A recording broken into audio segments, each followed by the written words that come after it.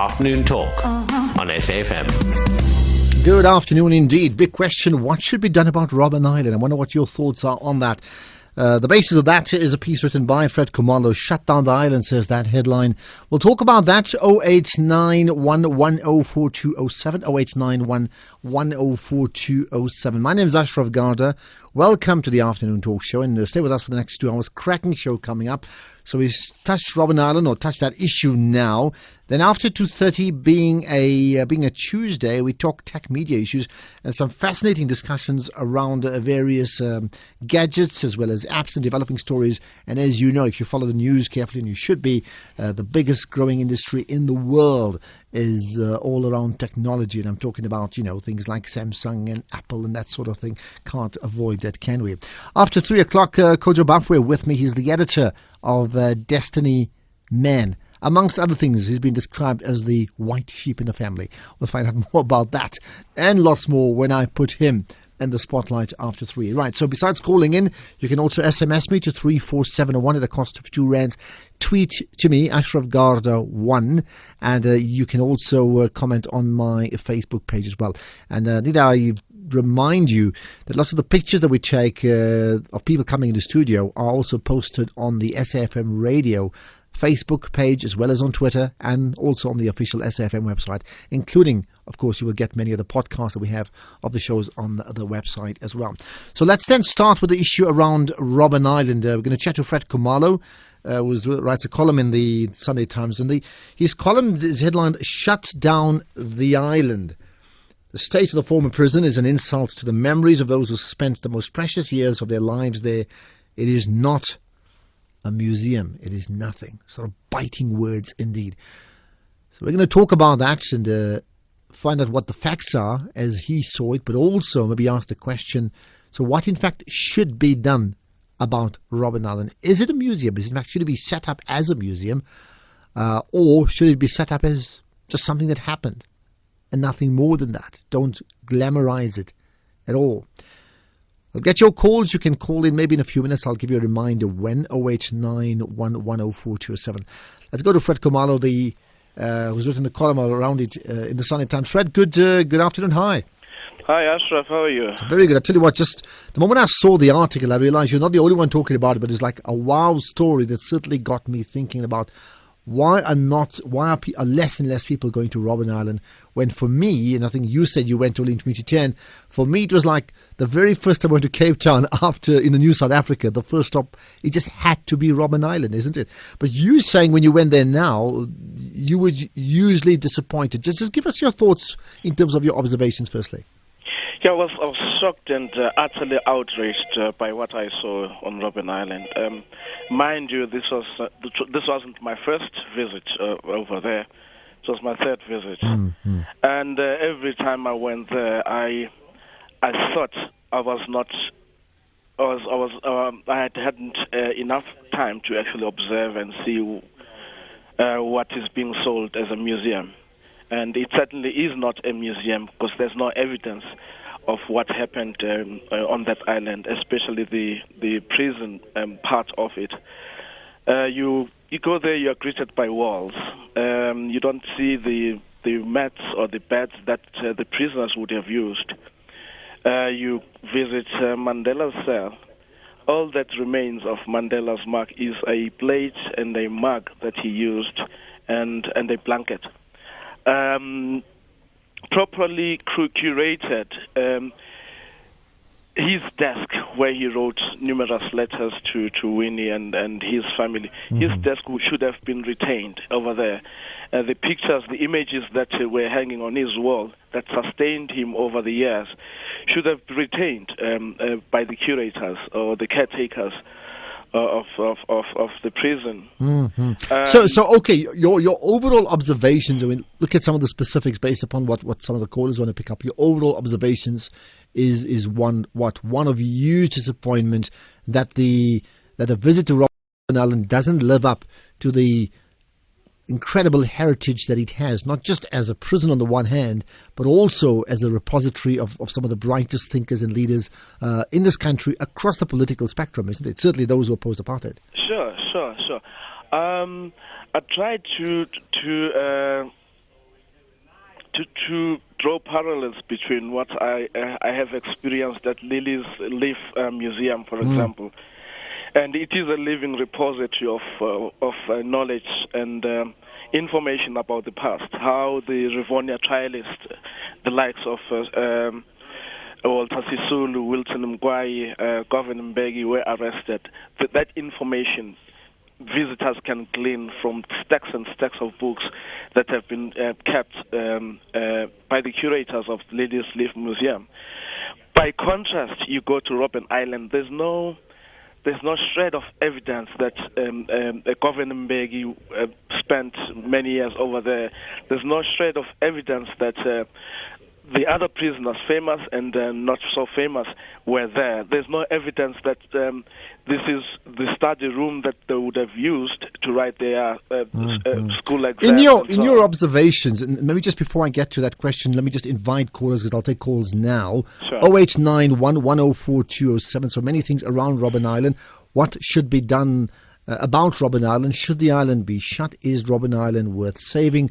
What are your thoughts around Robben Island right away? So various things that form part of the big question. 0891 104 207. Regular callers, first-time callers, absolutely welcome. Diversity of opinion, most welcome indeed. So your expectations then, Fred, in terms of what you saw now, was it any different to what you saw in previous visits? What I'm getting at is, has the island been in decline in the last couple of years, or do you think it never was put in place the way it should be from day one, around 1994? It never was properly curated and preserved as a museum. As a heritage site, it should have been preserved because it is being sold as a heritage site or as a museum. But you go there with high expectations, and you emerge from that highly deflated and disappointed. At least that has been my experience. As I said, this was my third time. Every time I went there, I thought I had missed some things. But this time around, I was in a group that was guided by a former Robben Island prisoner, Peter Paul Ngwenya, who was equally disappointed and shocked. He was almost in tears because he regards Robben Island as his second home. And he wanted to show us what he did and where he studied, where his desk would have been. All of that is gone, and so it's a huge disappointment for those who were there as prisoners, but also for visitors who go there with high expectations. It's a huge disappointment. So my point is, it's either they just shut it down, or they restart and rebuild it. Take the desk or whatever had been the artifact. So who runs Robben Island now? I mean, interestingly enough, Peter Paul Ngwenya, who you mentioned, of course, and is a person that I certainly know. I mean, and I think he's the chairperson of the Marikana Trust, which I think has come out of Robben Island. At some stage, I think Ahmed Kathrada chaired the Robben Island museum maybe, but you can fill in the blanks there. But I mean, who runs it now? The CEO of Robben Island, and I don't know how he justifies his salary. The CEO is Sibongiseni Mkhize. And there are other staff members on Robben Island who are just sitting there. They don't know what to do because there's no leadership from above. So there are no instructions as to what should be done. So there are weeds all over the yards. It's very derelict and neglected. So I really don't know what the CEO is supposed to be doing because I can't see any justification for his salary or for the existence of his position per se. Okay, let's get to the callers, both on the basis of those who've never been there but have just maybe read the piece from Fred Khumalo and understand now that there's lots of bricks and mortar, but very little soul around Robben Island. But then on the other end, those that went, and I'm talking recently, who actually find that he doesn't quite live up to expectations. I also know that there are many people who take the ferry across from Cape Town to Robben Island. In fact, that ferry hardly ever works, so I've been told. Your observations around all of that, I'd like to pick it up. Marsha, who's in Cape Town, hello. Hello, Ashraf. Hi, Marsha. Well, my point of view is they should shut that island down. And personally, my personal opinion, that island was used to incarcerate terrorists, and they were terrorists. Any person who tries to take down the government, no matter why, are terrorists. Okay, but now let's just move on. And I don't want to feel debate they this, must Marsha. Close that bit of history off. Okay. And what annoyed me was the fact that they left all those animals to die on that island. And by animals, you are referring to animals, I suppose, and not something more harsher than that. I'm just in the light of what you said earlier on. Because, Marsha, the point I want to make, just quickly, and I don't want to sort of elaborate on this one. Whatever's happened about your views, you call the word terrorist, and I understand that, but you have to accept that South Africa is transformed completely. In terms of what? Because you have the so-called terrorists, in inverted commas, freedom fighters on the one hand. You've also had people who propagated apartheid for years. I mean, clearly we've moved on. Isn't this just a memorial to reflect what happened to the country at that time? Look, no, I just think it's a very desolate part of Cape Town, and I just feel they should close Robben Island down, and I don't think they should hang on to all this glorification of what people did or what they didn't do. Okay, got that, Marsha. That's my personal view. Thanks for that, Marsha. As I've said always, don't have a problem with your views. Like you to back it up. But the diversity of opinion is fine. I certainly encourage it. Sipho in Orlando East, hi. Good afternoon, gentlemen. How's it, Sipho? I just wanted to ask Ashraf, the gentleman there. Yeah. Was there any other things that you saw which were like aligned to other movements, like Pan-Africanist movement? Robert Sobukwe, I highlighted there, because what I think these properties, or I don't know how to call them in English, they are being used to continue to distort the history. Because some of the people who fought for this freedom we are enjoying today, they are not mentioned. Okay, so only one person is always mentioned. I just want to know whether interesting points. There's other people, like from other movements. All right. Thanks, Sipho. Thanks for that one there. I certainly know the time that I went to, point was made definitely about the fact that it certainly wasn't just one political party. We'll get a response around that in just a second. We're asking the question about Robben Island, of course, the big question. Should it be shut down? Or what, in fact, should be done about Robben Island? We're chatting to Sunday Times columnist Fred Khumalo about that. Temba in Durban, hello. Hi, Ashraf. Hi, Temba.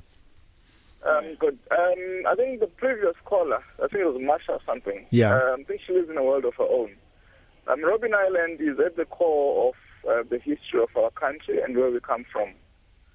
It is not just about the history of the ANC, but it also impacts on colonial history. It was the colonialists also used the island for their own uses. Now, you can't be talking about the history of Walter Sisulu, Mandela, and the likes in the absence of Robben Island. It has to be made a museum like the Mandela House and all the other places. Everybody's got a different view. I think it borders on eroding our history. Okay, but Temba, it started about talking shoot the boer that those songs must not be sung and so on. All right, Temba, to interject you. I mean, I hear the point about Marsha, but certainly she's not central to the discussion. We're sort of digressing. The point we're making, I think 99% of South Africans accept the fact that it's critically important that Robben Island's heritage is maintained or retained. The question is how. I mean, Fred Khumalo suggesting it doesn't quite live up to the legacy, meaning it's been allowed to decay. What are your thoughts about that? I think it must also form, it must be part of our heritage sites. It must fall under the Department of Arts and Culture. Because the people who died on Robben Island, those that were incarcerated there and so on, they also would like to maintain part of that, If somebody spent over 25 years there, and then all of a sudden that goes away, that family has got nothing to hold on to of that particular person. I mean, let's take, for example, Gove. Okay, got that. Gove spent the bulk of his life there. All right. Now, if you take away Robben Island, his family, what does it have? Because Gove is no longer around. Okay. All right. Temba, got that. Thanks so much. I'll get further calls. Peter, we're coming to you in just a minute. Let's go to Fred Khumalo once again, the Sunday Times columnist who wrote a piece, and it's titled or headlined, "Shut Down the Island," and referring to the point, it's not a museum, it is nothing, saying it's been a big letdown. Now, surely, Fred, you don't really mean it should be shut down, isn't it? No.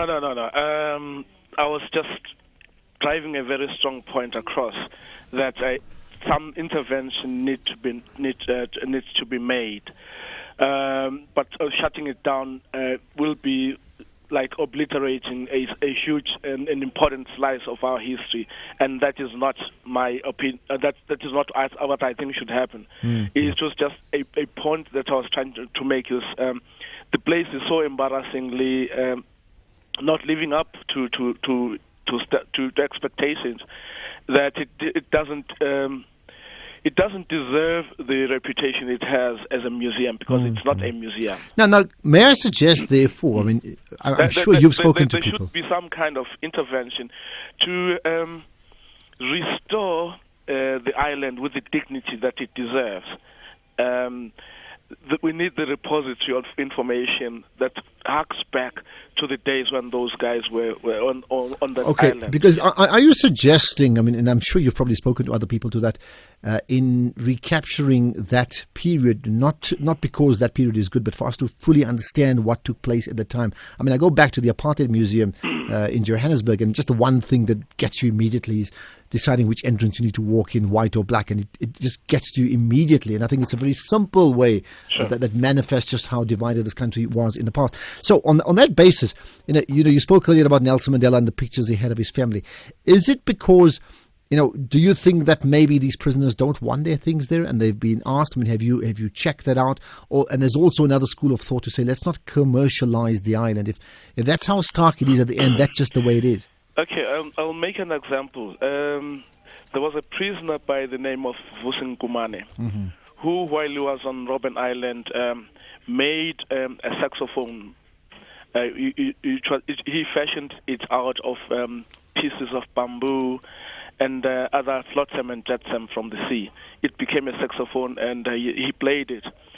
It was kept there for some time, but then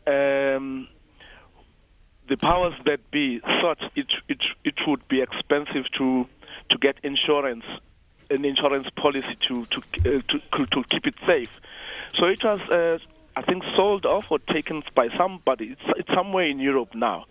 Now, that has robbed Robben Island of that particular slice of history. There were statues that were made by Jeff Masimula of the PAC, for example. They were there on Robben Island. They are no longer there. They've been allowed to be destroyed and so on. There are many other things that were tangible that were there that could have been preserved and kept on the island, but they're no longer there because there's no sense of curatorship. There's no leadership in terms of retaining and preserving artifacts that marked the lives of the prisoners on Robben Island. So really, there is nothing to hold on to, as the previous caller alluded to. Right, I want to get to Peter and look at some of the SMSs too. I'm just wondering whether we should sort of create virtual scenes. I mean, an experience of the apartheid time when you enter the island. Just somebody needs to think about that. A couple of people SMSing when I visited the island. The guide who gave us a tour was drunk. The front of the house staff, where you buy your tickets, are rude to visitors. And the animals are dead in the island coming from Impo in Cape Town. Wow. It's a vital part of our history. It must be restored to its original picture and presented to the world as it should. It should be transformed, it says, and I can't read the last part. I'll try and read some of the others too. So think about that, just to what degree do we create this virtual island that reflects a time that you enter in before, a time zone that fully reflects what happened then. Peter in Grahamstown, hi. Hello, Ashraf. How are you? I'm actually very well, thank you. I'm lucky enough to be on a farm, and it's fairly peaceful here. But look, I just want to say two things. Well, first of all, what are we going to do about it? I agree totally with your guest there. We should be very concerned about what's happening. But I just want to express disappointment at a person like Marcia. I just wish she'd stay off the radio, because people like that, from obviously a previously advantaged situation, give certain other people, and there are many of them, the fuel they need to nurture the resentment which some would say that they deserve to hold against the previously advantaged people. But I was fetched at the airport once at Cape Town by a black person. I said, "You know what that is out there?" The chap looked at me and he said, "No, I was looking at Robben Island." I said, "That's the University of Robben Island.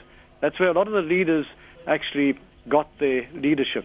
And Mandela created an amazing thing in this country. And the world, at a certain stage, if you look at that, if you see the film Invictus, It will bring tears to your eyes if you really are deep thinking. Okay, Peter, I'm going to move on quickly. What do you think should be done? We need to look at changing things for the better. And if the island is badly run, who is running it badly, get them on your radio and put them in a corner. And that's what's wrong with this country. As one of your regular callers says in Cape Town, it's the absolute no consequences party, the ANC. They should be doing something about. I'll tell you what we'll do. I'm going to endeavour. I'm not too sure when. Thanks for that call, Peter. I'm going to endeavour to do that. Certainly get them on to talk about how they see, to give them their point of view from their side, to say what can and can't be done.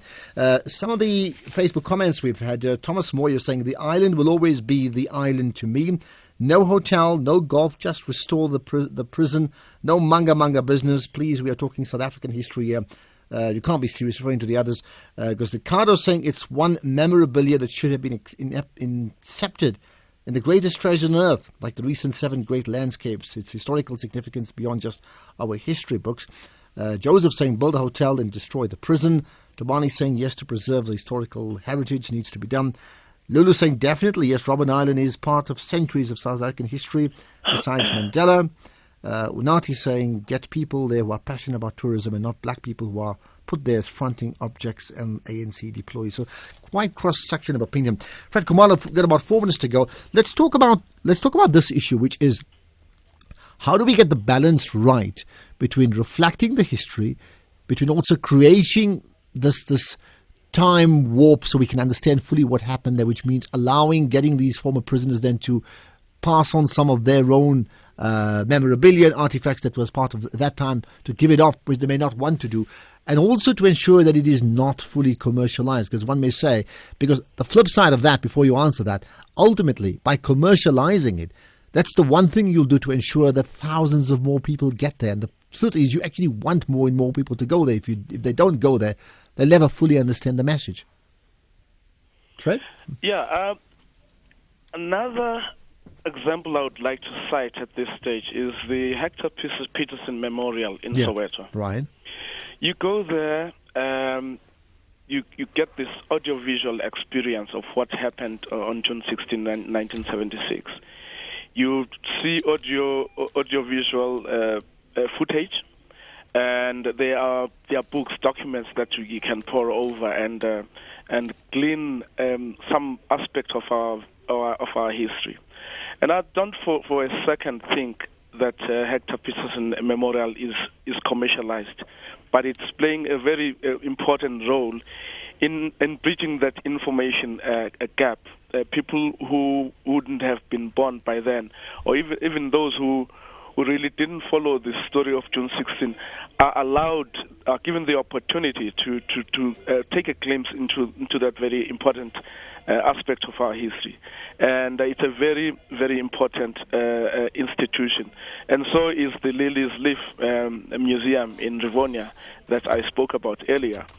So I think an intervention to curate Robben Island properly, to preserve it as a museum, as a strong repository of knowledge about what happened in the past, and of course the players, the characters who lived there, because there is an impression that has been created over the years that it was just an ANC prison, which is not really accurate. But if the things that the documents were properly preserved, they would indicate to the visitors that Robben Island was very diverse in terms of its political representation. Okay, Fred, we've got about 30 seconds to just wrap up here. Yeah. I presume you have spoken to people in authority, and you've raised your complaints to them directly. What have they told you?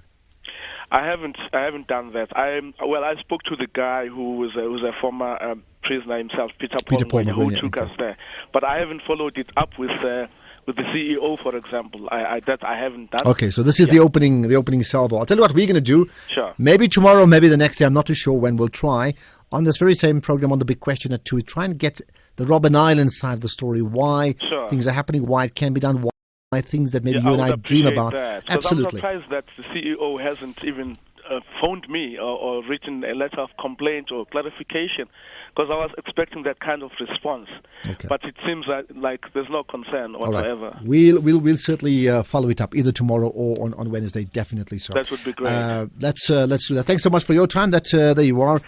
Fred Khumalo, Sunday Times columnist, writing a piece about the Robben Island Museum. And just to repeat what I said, the state of the former prison is an insult to the memories of those who spent the most precious years of their lives there. It is not a museum. It is nothing. That's a real ouch, don't you think so? So we'll follow it up, definitely, and we'll do that pretty soon. Someone also saying Robben Island, nobody picking up if you actually call there, which is rather ironic too as well. So we'll see about that. By the way, the piece from Fred Khumalo, I'm going to tweet it. So to me, Ashraf Garda 1, you can check it up on Twitter, and I'll also post the comments, post that piece, in fact, on my Facebook page too.